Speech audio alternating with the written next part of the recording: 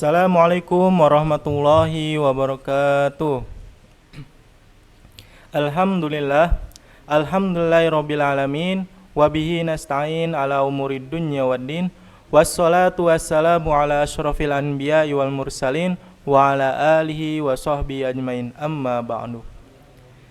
Segala puji bagi Allah yang telah memberi kita kesehatan dan kesempatan dan nikmat iman sehingga kita dapat berkumpul pada webinar weekend episode 5 kali ini.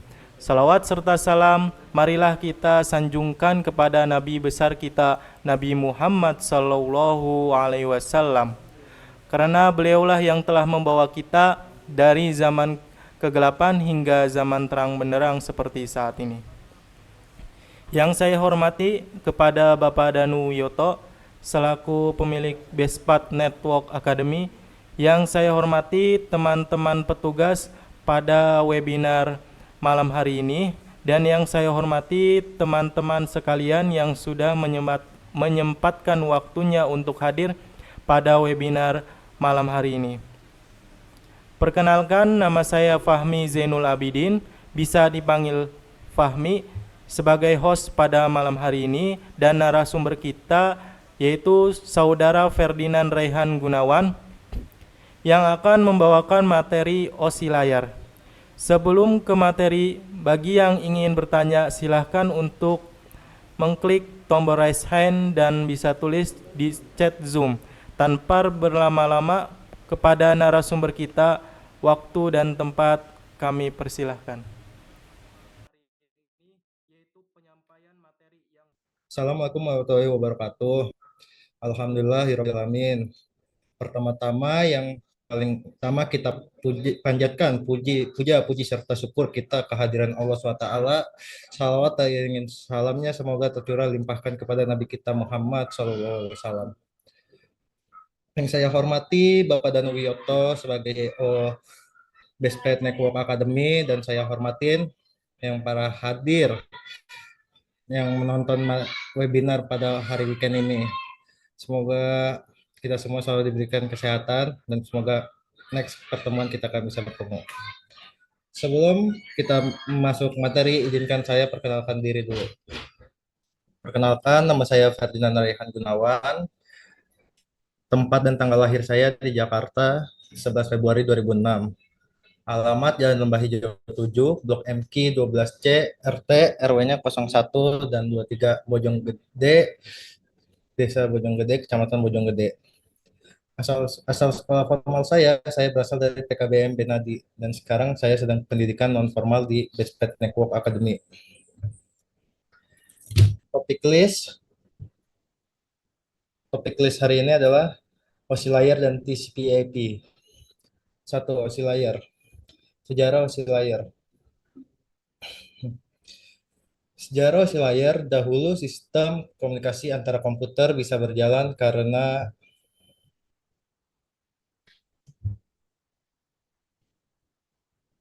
menggunakan karena menggunakan protokol dari masing-masing developer perangkat. Hal ini mengakibatkan banyak perbedaan dari protokol yang ada meskipun masih dalam satu jaringan. Sayangnya perbedaan ini menimbulkan permasalahan soal komunikasi yang mana pertukaran informasi menjadi sulit untuk dilakukan jika melalui perangkat. Contohnya, contoh vendor itu adalah sebuah perusahaan atau sebuah alat. Contoh vendor A dan vendor A itu bisa saling berkomunikasi karena bersama bersama satu perusahaan, yaitu contohnya Cisco, dan vendor X ini adalah contohnya Mikrotik. Jadi dia tidak bisa saling berkomunikasi. Vendor itu bisa dibilang atau pemasok. Nah, analogi pada umumnya adalah ada dua orang, yang satu berasal dari Indonesia dan yang satu berasal dari Amerika. Hmm. Yang orang Indonesia ini menggunakan bahasa Indonesia dan yang orang Amerika ini menggunakan bahasa Inggris.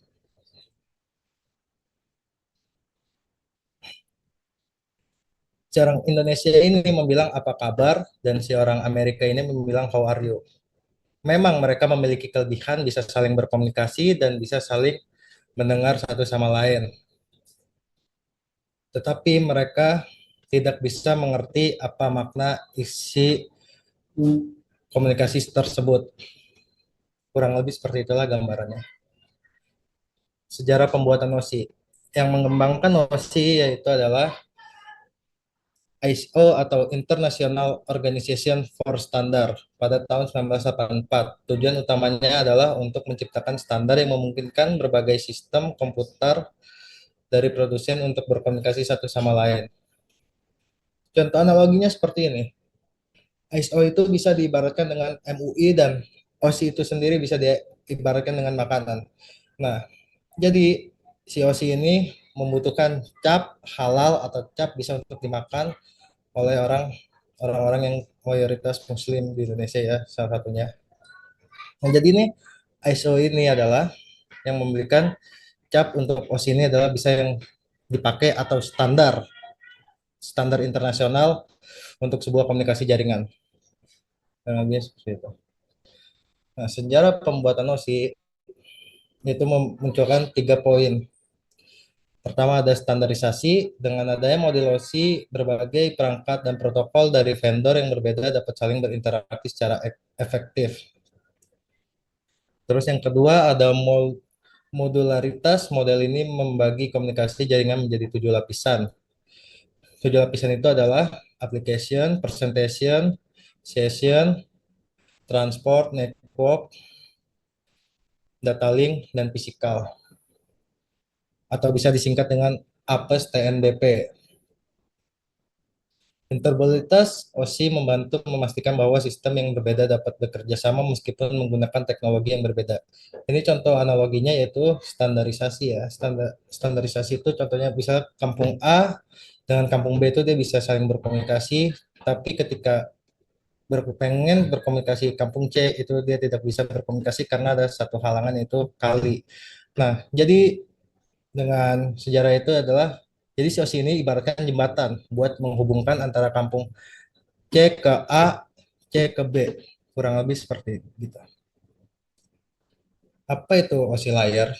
Kerangka kerja konseptual yang membagi fungsi komunikasi jaringan menjadi 7 lapisan. Tujuannya membantu standar komunikasi antara sistem.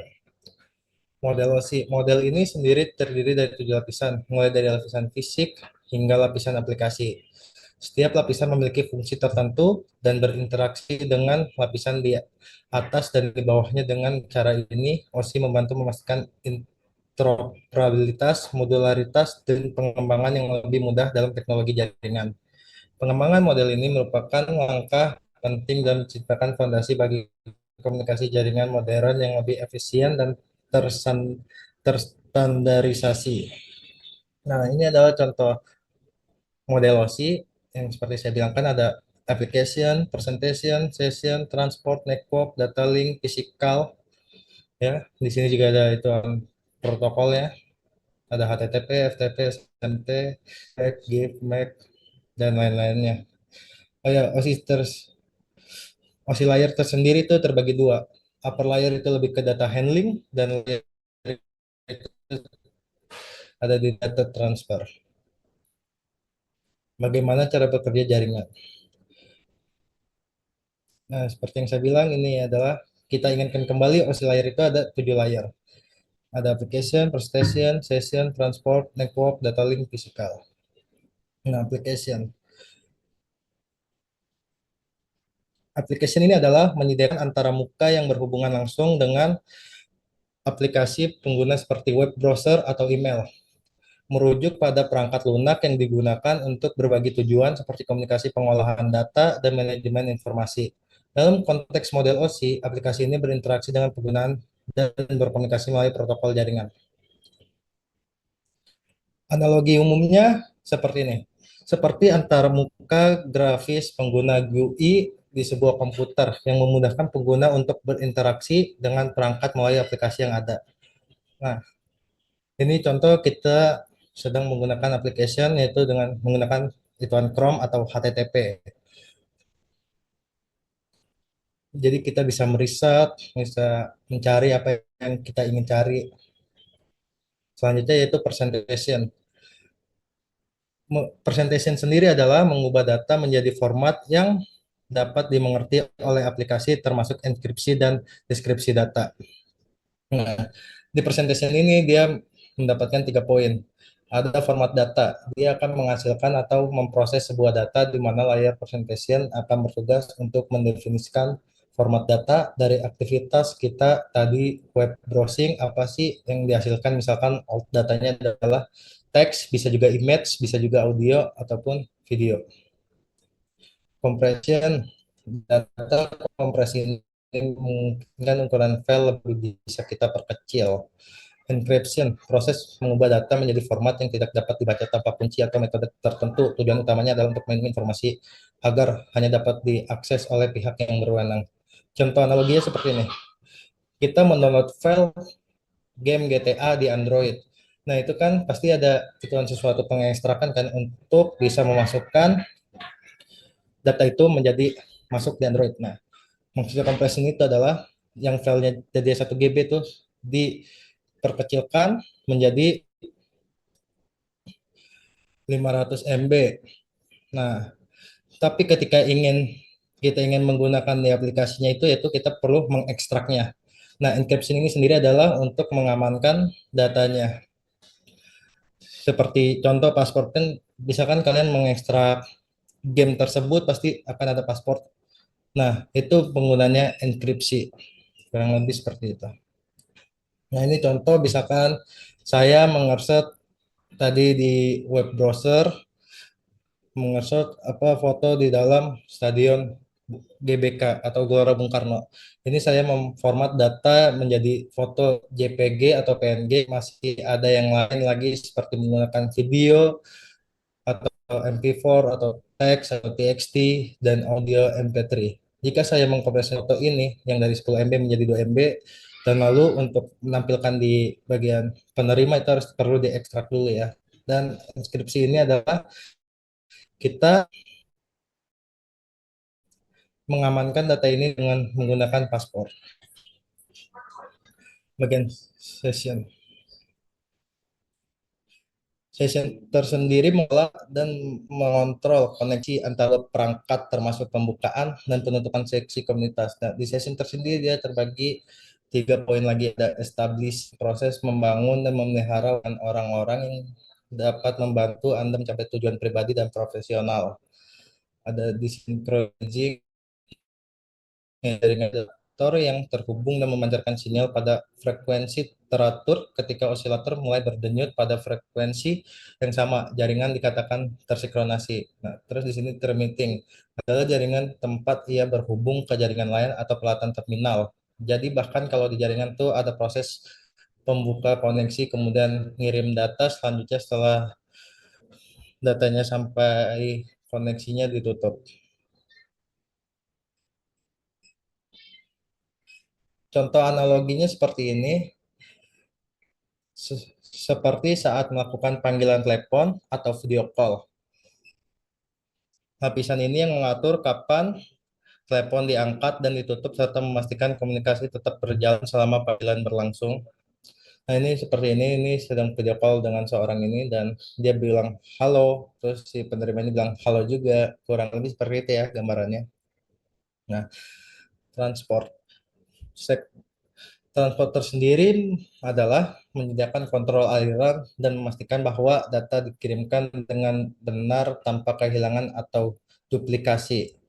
Nah, transporter sendiri menjadi ada 3 poin, ada segmentasi, data itu akan dipecah menjadi bagian yang lebih kecil. Tujuannya untuk yang pertama mempercepat proses pengiriman. Terus yang kedua ada flow control, mekanisme yang digunakan dalam komunikasi jaringan untuk mengatur laju pengiriman data antara pengirim dan penerima. Terus di sini ada error recovery. Jika nanti ada kendala pengiriman, misalkan datanya tidak utuh atau sebagainya, itu bisa dikirim ulang. Nah, contoh analoginya seperti ini. Seperti petugas pos yang memverifikasi bahwa semua paket sampai di tujuan tanpa ada yang hilang dan dalam urutan yang benar. Nah, mungkin kalau di bilangan IT itu ada bilangan seperti ini, ada UDP dan TCP. Nah, TCP itu adalah pengiriman yang bergaransi atau bisa misalkan kalian membeli paket di Shopee, membeli 10 barang. Nah, ketika paket itu salah satu ada yang hilang atau terjatuh, itu dia akan bisa bisa kita retur atau bisa kita komplain lah, bisa mengirim ulangkan kembali. Nah, terus kalau UDP itu dia tidak bisa, dia pekerjaannya tuh ya udah kayak bodo amat gitu. Kayak dia tidak peduli mau itu barang itu rusak atau apa, yang penting dia sampai tujuan. Pokoknya pekerjaan gini, UDP itu tidak bertanggung jawab dan TCP itu lebih bertanggung jawab atas pekerjaannya. Oh ya, salah maaf. TCP, UTP dan TCP. Hmm. Network. Bertanggung jawab untuk menentukan rute dan alamat IP sehingga data dapat dikirim dari satu jaringan ke jaringan lain. Datanya akan diproses lagi di network layer, di mana bagian yang kecil hasil segmentasi itu akan dikirim, ya diubah menjadi sebuah paket yang dikirim itu sepotong-sepotong. Misalkan kalian punya file 1 GB akan dikirimkan sekaligus, tapi realitanya adalah 1 GB ini akan dipecah-pecah, pengiriman di mana dia layar 3 ini dia fokus ke rute pengiriman, di mana dia akan menentukan kira-kira jalurnya lewat mana saja. Itu tanggung jawabnya layar 3. Proses yang dilakukan di sini salah satunya adalah routing, menentukan jalur untuk sampai tujuan. Analoginya seperti ini. Seperti petugas pos yang memverifikasi bahwa semua paket sampai di tujuan tanpa ada yang hilang dan dalam urutan yang benar. Data link. Data link fungsinya adalah mengatur pengiriman data antara dua perangkat yang terhubung secara langsung dan menangani kesalahan dalam pengiriman data. Nah, di mana kalau kita perhatikan tadi, dari sebuah data yang utuh itu dipecah-pecah menjadi bagian yang lebih kecil supaya nanti pada saat sampai ke tujuan datanya itu bisa disusun ulang dengan baik. Tentunya ada frame check sequence atau proses FCS, frame check sequence. FCS ini sendiri adalah salah satu hal yang diuji dan ditinjau dalam kursus sistem pergerakan fungsional FCS. FCS diuji bersama dengan kapasitas digerakan FMS untuk mengetahui kekurangan kebugaran. Nah, contoh analoginya yaitu seperti keamanan dan keandalan transportasi paket antara dua kantor pos lokal di sini. Alamat lokal digunakan dan jika ada kesalahan, paket akan dikirim ulang kembali. Fisikal. Physical layer ini adalah bertanggung jawab untuk transmisi bit mentah 0 dan 1 melalui media fisik seperti kabel atau gelombang radio. Nah, fungsi utama layar satu adalah mengubah data digital menjadi sinyal fisik, kemudian sinyal tersebut dapat dikirim melalui media transmisi. Biasanya media transmisi memanfaatkan kabel tembaga, serat optik, atau gelombang radio, di mana proses ini melibatkan pengaturan tegangan, frekuensi, bit rate, dan metode enkapsulasi sinyal.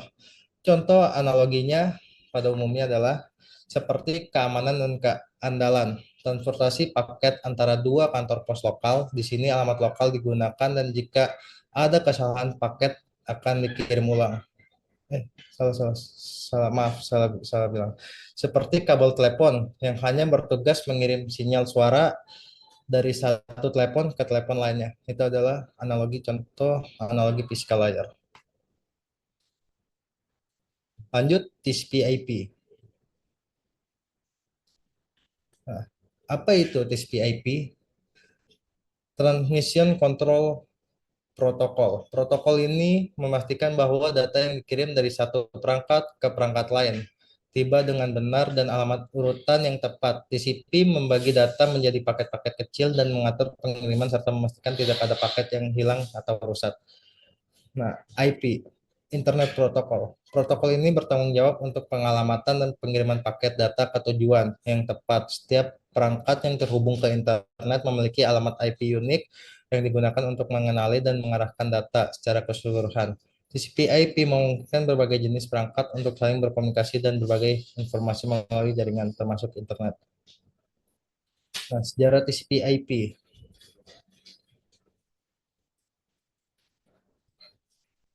Pada tahun 1978, versi pertama dari TCP/IP dirilis dan protokol ini dimulai diimplementasikan dalam sistem komputer di berbagai universitas dan lembaga penelitian. Nah, pada tahun kedua yaitu 1981, TCP/IP diadopsi sebagai standar untuk ARPANET mengganti protokol sebelumnya yang digunakan ini menandai langkah besar dalam perkembangan internet. Nah, OSI sendiri kan dikembangkan oleh ISO atau International Organization for Standardization sebagai standar internasionalnya. Nah, kalau TCP/IP ini dia berbeda, dia dikembangkan oleh DARPA atau Defense Advanced Research Project Agency dan menjadi standar de facto untuk komunikasi internet. Nah, di sini kurang lebih TCP/IP itu ada 4 layer ya, yaitu application, transport, network, dan network interface. Nah, di sini juga ada contoh gambar perbedaannya. Jadi itu kan OSI layer kan dia ada 7. Nah, di TCP ini dia ada 4. Cuma ada 4 doang. Jadi dia di bagian presentation nama sessionnya itu dijadiin satu menjadi aplikasi. Nah, untuk transport dia tetap sendiri dan networknya itu tetap tetap berdiri sendiri dan data link fisikal itu menjadi satu yaitu network interface atau internet. Nah, TCP model TCP/IP sendiri adalah model 4 lapis yang mendefinisikan bagaimana data dipertukaran antara aplikasi, host dan jaringan keempat. Lapisan tersebut adalah aplikasi, transport, internet, dan akses jaringan. Model TCP/IP didasarkan pada protokol yang digunakan di internet seperti HTTP, FTTP, Telnet, NTP, DHCP, dan ping. Lebih sederhana, lebih fleksibel, dan lebih banyak diadopsi daripada OSI. Nah, ini OSI sendiri memiliki model 7 lapis yang mendefinisikan cara data ditransfer dari satu perangkat ke perangkat lain dalam satu jaringan.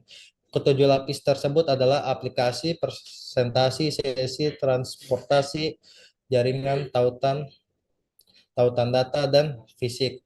Model OSI didasarkan pada konsep abstraksi atau enkapsul dan standarisasi. Model OSI lebih komprehensif, lebih terstruktur, dan lebih teoritis daripada model TCP/IP. Manfaat menggunakan model TCP/IP, salah satu manfaat utama menggunakan model TCP/IP adalah kompatibel dengan internet yang merupakan jaringan terbesar dan paling beragam di dunia. Model TCP/IP mendukung berbagai aplikasi, protokol, dan perangkat yang dapat berkomunikasi melalui internet. Internet model TCP/IP juga lebih mudah beradaptasi dan diskalakan karena dapat menangani berbagai arsitektur, topologi, dan teknologi jaringan. Model TCP/IP juga lebih mudah diimplementasikan dan dipelihara karena memiliki lebih sedikit lapisan dan aturan daripada model OSI sendiri ya. Soalnya model OSI itu dia ada 7 layer dan TCP/IP itu lebih 4 ya. Nah, ini adalah kelemahan TCP/IP. Kelemahan penggunaan model TCP/IP, salah satu kelemahan utama pengguna model TCP/IP adalah model ini kurang aman dan andal dibandingkan model OSI. Model TCP/IP tidak memiliki lapisan khusus untuk enkripsi, autentasi, atau koreksi kesalahan.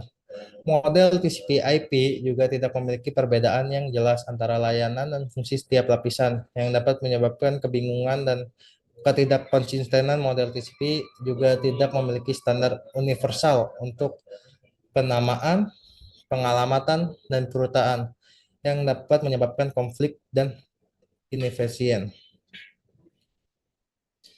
Nah, manfaat menggunakan model YOSI atau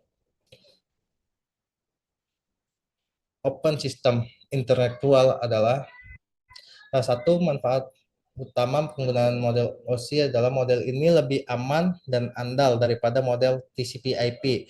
Model OSI memiliki lapisan terpisah untuk presentasi yang menangani enkripsi, kompresi, dan pencernaan data. Model OSI juga memiliki lapisan terpisah untuk sesi yang mengelola koneksi, sinkronasi, dan pemulihan data. Model OSI juga memiliki pemisahan yang jelas antara perhatian dan tanggung jawab untuk setiap lapisannya yang memfasilitas interoperabilitas dan kompatibilitas. Model OSI juga memiliki kerangka kerja standar untuk penamaan, pengalamatan, dan perutaan yang meningkatkan efisien dan kinerja. Nah, untuk ini adalah kelemahan penggunaan model OSI. Salah satu kelemahan utama penggunaan model OSI adalah tidak kompatibel dengan internet yang merupakan jaringan domain di dunia. Model OSI tidak mendukung banyak protokol dan aplikasi yang digunakan di internet seperti HTTP, FTP, TCP, UDP atau IP dan internet. Model OSI juga kurang adaptif dan scalable karena memiliki lebih banyak lapisan dan aturan daripada model TCP/IP.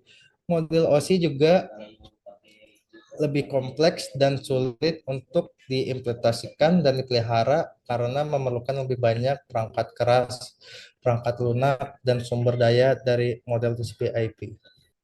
Nah, jadi itu adalah salah satu perbandingan OSI dan TCP/IP. Kesimpulannya adalah model OSI lebih bersifat teoritis dan memiliki lebih banyak lapisan, dan TCP/IP lebih praktis dan merupakan standar yang diterapkan di dunia nyata. Sekian dari saya sebagai pemateri. Untuk hal ini saya ucapkan terima kasih yang telah datang, dan mungkin untuk ingin bersesi tanya jawab silakan, dan saya akan kembalikan kepada host yaitu Fahmi. Ya, oke, terima kasih kepada Saudara Ferdinand atas penyampaian materinya yang sangat menarik. Tanpa terasa kita akan sampai pada pengunjung acara kita hari ini. Untuk itu, selanjutnya kita akan masuk ke sesi tanya jawab. Ya, seperti yang sudah saya katakan di awal, apabila teman sekalian ada yang ingin bertanya, dapat menekan tombol raise hand lalu open mic, atau dapat melalui chat Zoom. Oleh karena itu, untuk yang ingin bertanya, dipersilahkan.